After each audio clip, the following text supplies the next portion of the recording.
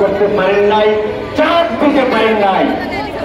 আর দিলীপের মতো ছেলেরা যারা শ্রমিকের দাবির পক্ষে লড়াই করতে যায় তাদের সচিবালয়ের মধ্যে আটক করে দিলেন।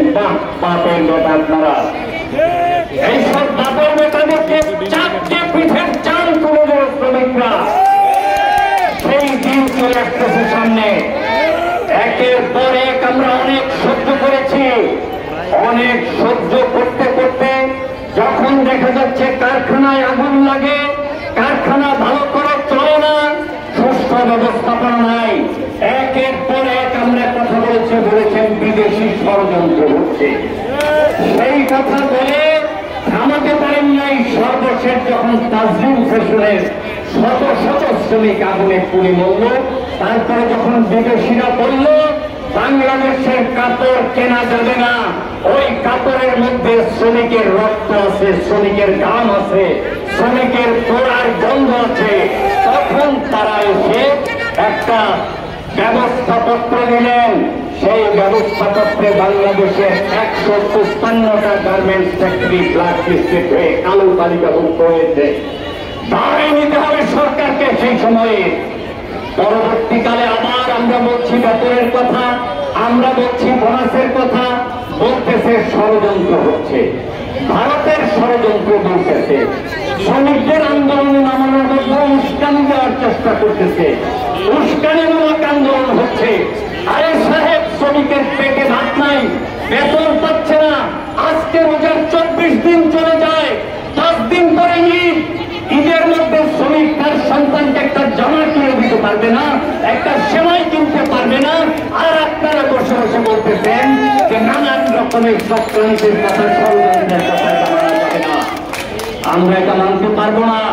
ফলে পরিষ্কার করে বলছি, এখনো ব্যবস্থা নিন, শ্রমিকের পাওনা নিশ্চিত করুন।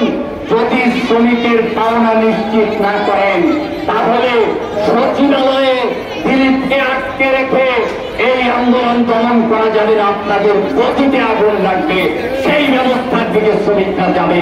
শ্রমিকরা এখনো পর্যন্ত গদি চায় নাই, মন্ত্রী হতে চায় নাই, উপদেষ্টা হতে চায় নাই, সংস্কার করতে চায় নাই, শুধু পেটের ভাতের জোগাড়ের জন্য মজুরি চেয়েছে, বোনাস চেয়েছে।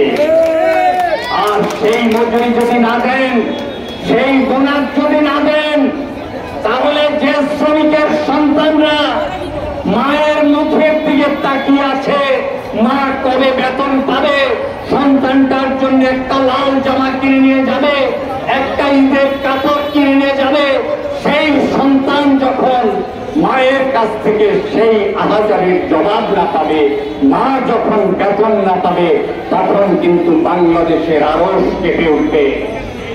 বাংলাদেশের আরশ কেঁপে উঠবে। পুলিশ দিয়ে থামিয়ে রাখতে পারবেন না, বিডিআর দিয়ে থামিয়ে রাখতে পারবেন না, আনসার দিয়ে থামিয়ে রাখতে পারবেন না।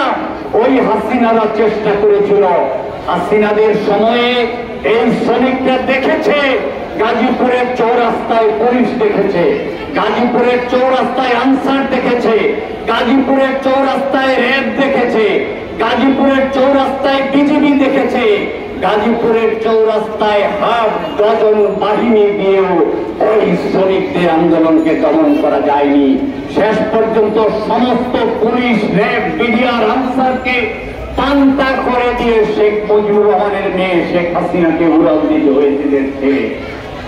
আপনাদেরকে উড়াল দিতে হবে। যদি শ্রমিকের মজুরি না দিয়ে শ্রমিকদের পুলিশ দিয়ে ঠেকানোর চেষ্টা করেন, শ্রমিকরা ওখানে কি জন্য গিয়েছিল?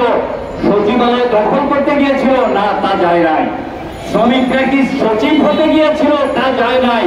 অটো প্রমোশন পেতে গিয়েছিল? তা যায় নাই। পেটের জঠর জ্বালার কথা বলতে গিয়েছিল, সেই কথা বলতে দেন নাই।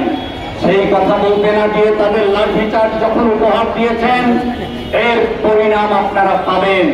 আমি কথা বাড়াবো না, শুধুমাত্র এই শ্রমিকদের শেষ দিন পর্যন্ত আন্দোলনের সাথে আমাদের 9টা ট্রেড ইউনিয়ন ফেডারেশনের যে জোট, বাংলাদেশ শ্রমিক কর্মচারী সংগ্রাম পরিষদ, সেই সংগ্রাম পরিষদ সর্বশেষ সময় পর্যন্ত এই আন্দোলনে থাকবে, এই লড়াইতে থাকবে। আমরা শ্রমিকের পাশে থাকব। না খাওয়া শ্রমিকের মজুরির নিশ্চয়তা না হওয়া পর্যন্ত এই লড়াই চলবে। সেই লড়াইতে আপনাদের সকলকে, নগরবাসীকে সামিল হওয়ার জন্য আহ্বান জানিয়ে আমি আমার কথা শেষ করছি। সবাইকে ধন্যবাদ।